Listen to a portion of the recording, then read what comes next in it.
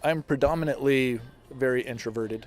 I prefer going on walks out in nature and just, you know, being in nature and experiencing nature. And it's very difficult for me to, approach new people. But if someone comes up to me, it's, much easier for me to talk with them and to, open up and get to know them. And, sometimes, I'm a little more open than is typical for, when you just meet someone. I'm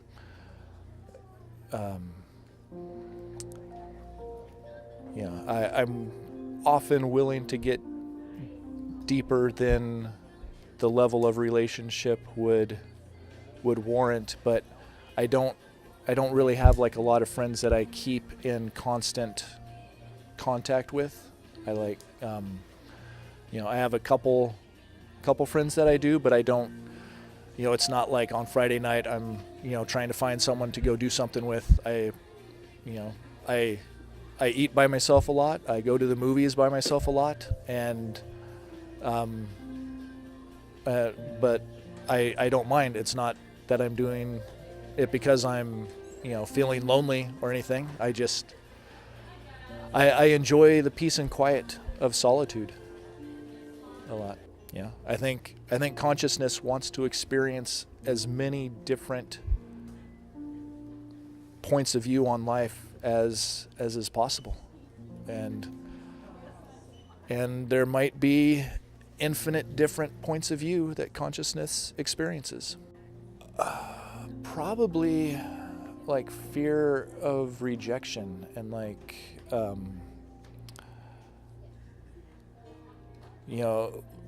like when you're young,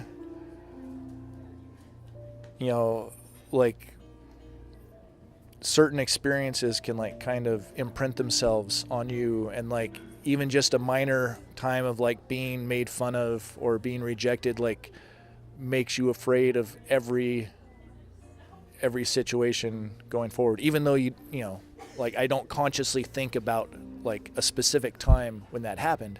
It's just when the idea of like going up to someone and introducing yourself crosses your mind, along with it comes like that anxiety, even though you don't specifically know where it's coming from. It's presumably coming from, an experience in childhood of feeling embarrassed or feeling rejected. It was mostly just that body sensation. There wasn't like a specific thought. Yeah, it was just I could picture myself like approaching someone and feeling that tension. Like I didn't even get to the point of like what their reaction would be. Just knowing the approach itself would generate that tension. Yeah, let's try the spirituality aisle.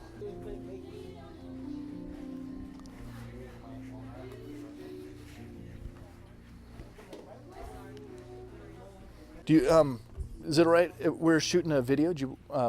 Would you mind? No. I'm supposed to like go up and like talk to someone. Would you want to be in the video? No? Okay. All right. Sorry. No problem. You don't have to move. You can stay here as long as you want. Hi, how you doing? Good. We're doing a video here. Would you mind No, talking? thank you. No, thanks. Sorry. No? Okay. I totally understand. I don't feel like nearly the anxiety I felt before, but I'm debating like whether to, like who to go up to. Yeah, well, who to go up to, or or whether or not to keep trying. I got past the initial nervousness and everything, and so it almost feels like that would be enough. Like if I stopped now, it still would have been a success. Yeah. Because I feel oftentimes like someone will like approach me, and like that feels much more organic, I suppose. Like this kind of feels like trying to force it.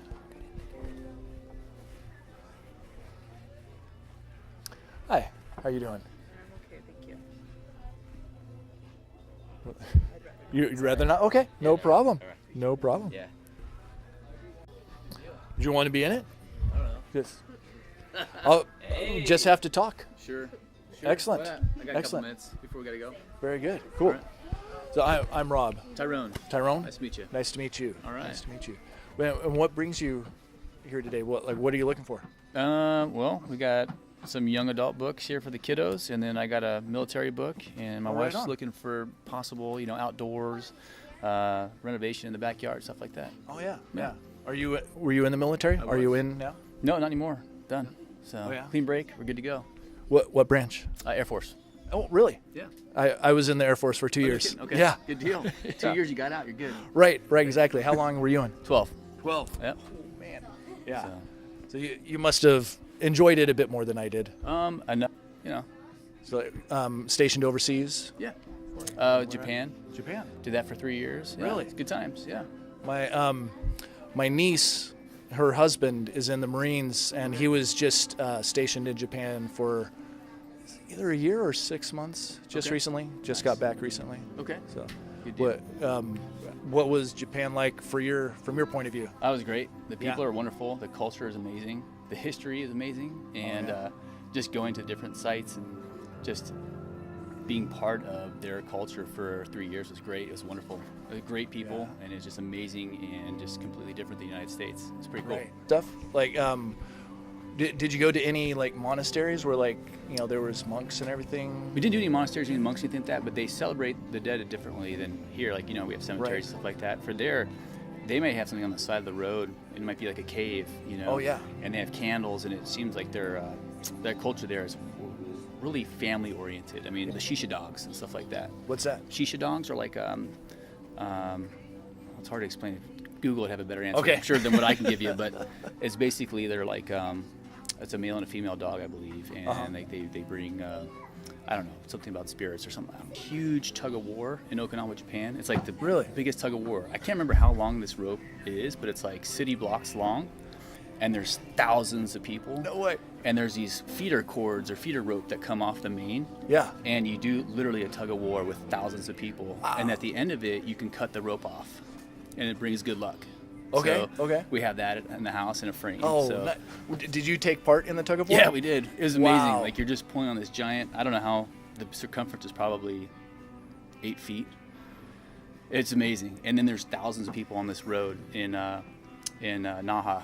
Yeah. And you're just tugging on this rope for like 5 minutes. Your arms are jelly, you're spaghetti. Right. But at the end, everybody's celebrating and having a good time, and there's people have like knives. You're like, this is weird. There's Yeah. like thousands of people with knives, and all people Yeah. are doing is just cutting off the pieces of rope for good luck. It's just, it's Yeah. different. So much for No taking the time problem. to talk to me. man. Absolutely. Yeah, we're going to get these kiddos home and get them to Yeah. bed and Right on. let them read a book or two. Yeah. I knew, like, it worked Yeah. and everything. I just, Haven't I seen didn't know about like trying to, how to try to increase the odds of it happening. Yeah. I kind of just like would just be open to whatever happened Yeah. and see it happening a lot from that. But like this is the first I've like actively tried something that's supposed to like make it more likely to happen, I guess. So, yeah, I guess I just need to be more courageous about saying hi to strangers. And did that feel like- forced? Not as much as I expected it to. Yeah, and then and the idea of like on the testing it out when there is the rejection, to just move on and not dwell on that, not worry about it. It's not nearly as scary as it seems it would be. Like our mind likes to make us think things are scarier than they are, because our identity as a separate self is very fragile, but it's not who we really are. So Yo, what's up, you guys? So, what we're going to be talking about today is that consciousness is very correlated to high level of social skills. If you're conscious, if you're loving, if you're compassionate, if you're curious, if you're interested about people, if you're very brainy about particular aspects about people, this is the way to go. And man, Rob is a very conscious man. So he's actually very naturally social. He's very naturally open-minded. Now, he hasn't actually approached people before, so this was his first time actually going out of his comfort zone. But dang, when you're conscious, man, it just flows like a river. So he already has the fundamentals down. He just needs to sharpen the sword. That's all he needs to do. So, what I love about Rob is that I really identify with him. If I look at my day-to-day lifestyle, I only have a few friends that I keep in contact with, and these are quality friends, these are quality individuals, and very rarely do I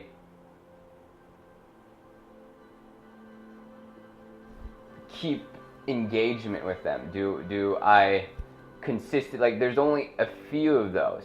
And sometimes I would imagine to myself, oh, high level social skills is being able to be friends with everybody and having hundreds of people just be friends with you and hitting you up and wanting to hang out and just loving you. And I thought that's what was social skills. But there's only, a good amount of people, a few amount of people that are really right to be in my space long term without it taking away from my happiness. There's only a few people, because in order for you to almost be around me, you have to be almost authentic. You have to be the space to be open-minded to different ideas. You have to be in the space to be open-minded towards ideas such as veganism. You have to be open-minded to learning every day and filmmaking, and it's just like there's all these components and aspects about yourself that you would have to develop in order for you to be in my space and truly thrive and grow. And there's only a few set of people in my life that can be in my space and continue growing in that process. And that is the same with Rob here. There's only a few amount of people where that naturally gravitate towards him and that will naturally contact him.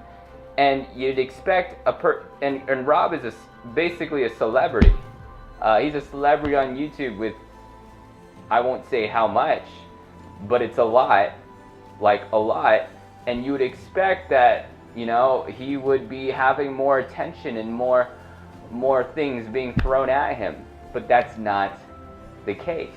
This is a very solitude-like man who kind of goes about his day, and you would not expect that for a person that has a celebrity-like image on YouTube. And for me, you wouldn't expect that either, expecting that I'm like approaching all these people, and it kind of changes your vision up, and it kind of shifts your perspective a little bit about what the social world is really about.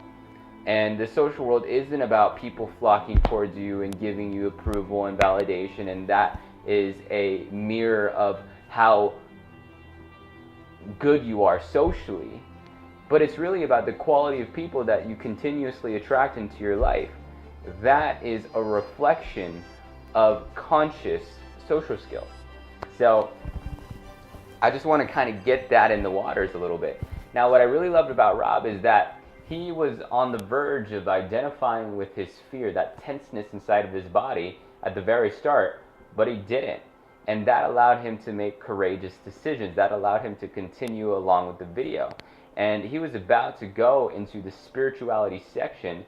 Now, there wasn't necessarily anybody in the spirituality section, but the fact that he had the intention, I'm going to go into the spirituality section because that's usually the people that I'm most compatible with, yes, do that. That's why I'm not going out in environments like clubs or anything like that. I'm going into environments like Barnes and Nobles. I'm going into environments like the beaches.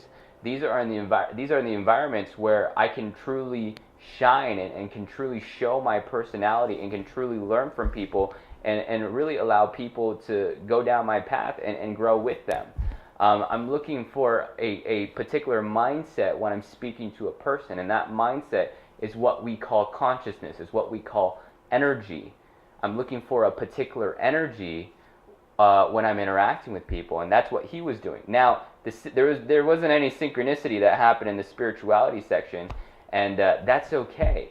And it actually shows you that, you don't have to be always in this area, in this environment, to be able to synchronize with a person. There are different areas inside of a Barnes and Nobles that you can synchronize with a person. And synchronicities just don't happen in that section. Synchronicities happen everywhere. It's spontaneous. It happens when you're driving. It happens when you're at the grocery store. It happens when you're at the beach. It happens when you're sleeping. It happens everywhere. So it doesn't have to happen in a set area. So you can approach in almost any area and then be able to synchronize with the person even there. I remember synchronizing with a person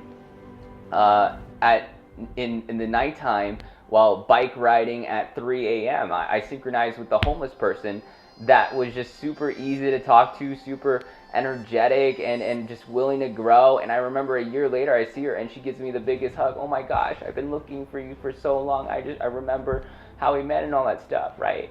So synchronicities will happen in the craziest places, you guys. So I don't want you guys to think that it's always stuck in one environment, like, oh, you have to go into the spirituality section and all that stuff. It happens everywhere. So don't feel limited, especially when socializing in different environments. And I've definitely had that burden on me, and I've definitely had that limiting belief. But you can be social anywhere. And I'm going to make sure I'm an example of that, of just being able to go up to people in most environments, and I'll practice that. There was a synchronicity that happened at McDonald's, a place that I condemn and ridicule and judge because of the food there. But there was a synchronicity that happened at a McDonald's with my friend, and I was like, wow, that's really cool. I had no idea things like that could happen.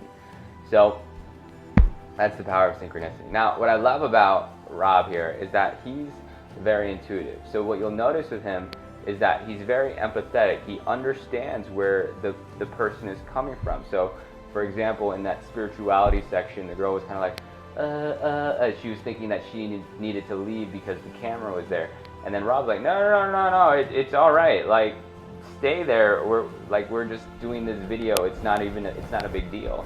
So he was able to pick up on little cues, little social cues that the person was giving them, that was giving him. And then he was able to be like, hey, don't worry about it. Because being able to pick up on on people's form of anxiety, being able to pick up on that is very powerful when navigating the social world. Because number one, if you're picking up on a lower vibrational energy, that's a sign for you to not push the situation, and it's kind of more of a sign that, hey, it's time to let go of the situation. So Rob is super keen on being able to intuitively recognize the situation. Now, there were moments where he felt like he was kind of done. He succeeded already. And, I've had those thoughts like, I'm pushing myself. I pushed myself. Yes, I did it. All right, I succeeded. Okay, I'm done. What happens is that when you're first socializing, go all in, go all out, make as many courageous decisions as possible.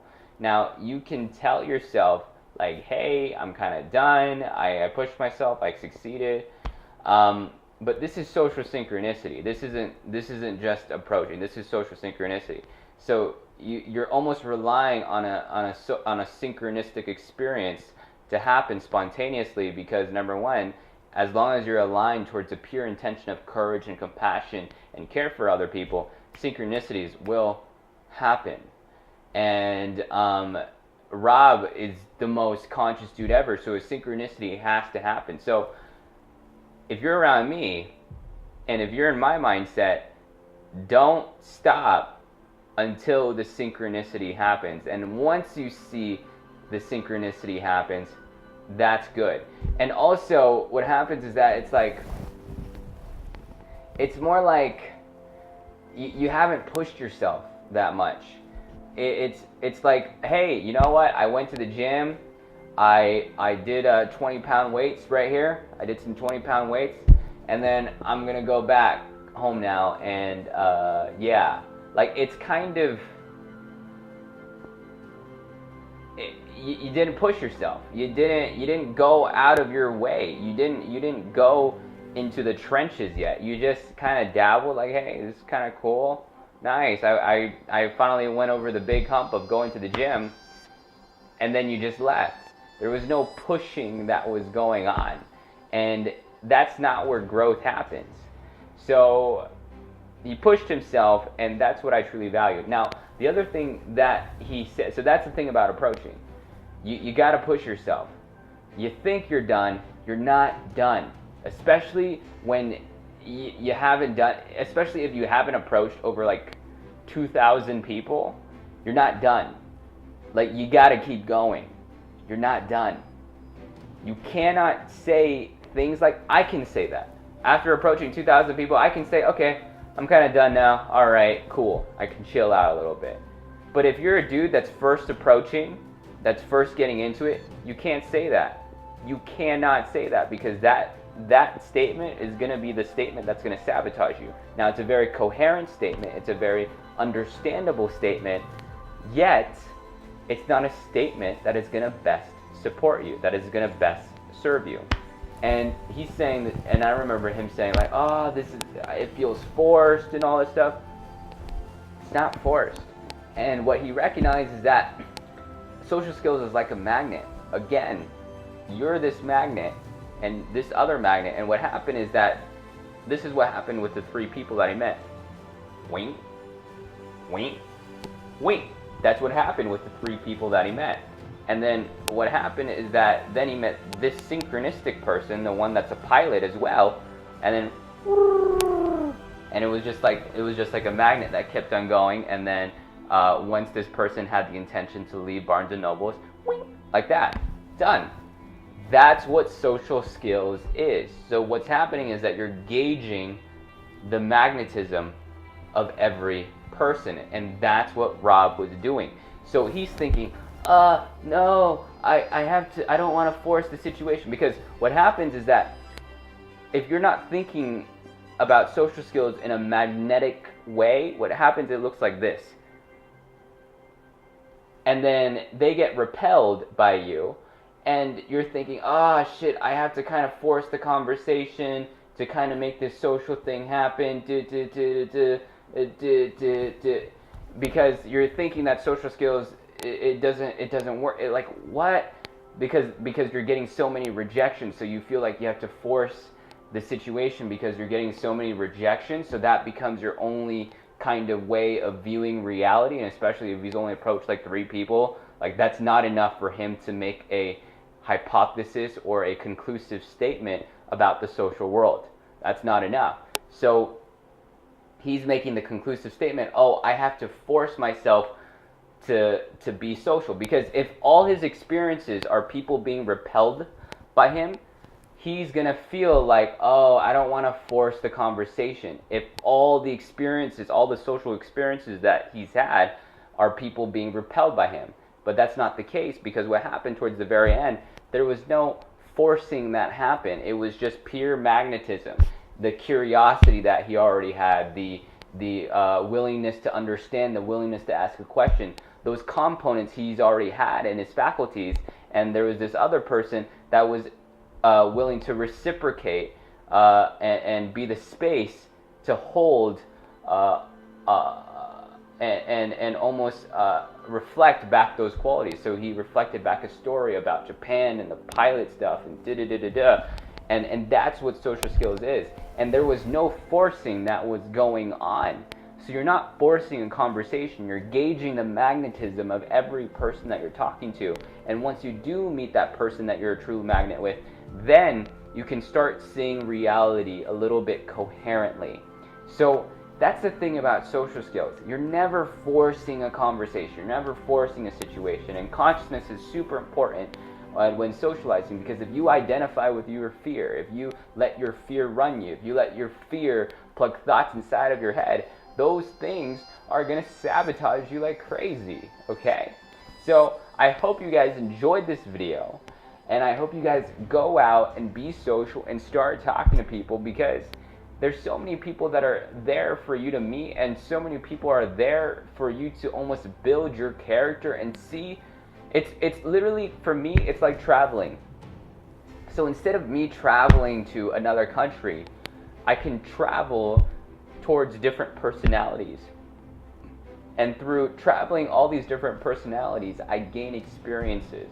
And I'm able to see the world in a much more realistic way than when I didn't approach people, when I didn't interact with people, when I was kind of in my own bubble of I'm not saying this is Rob, but when I was in my own bubble of narcissism, where I'm just kind of to myself, you know, I'm in my own narcissistic bubble. I'm not sure what is really going on with other people, you know? So that's the thing. When you talk to people, you get out of that bubble and you start recognizing, oh, people have lives.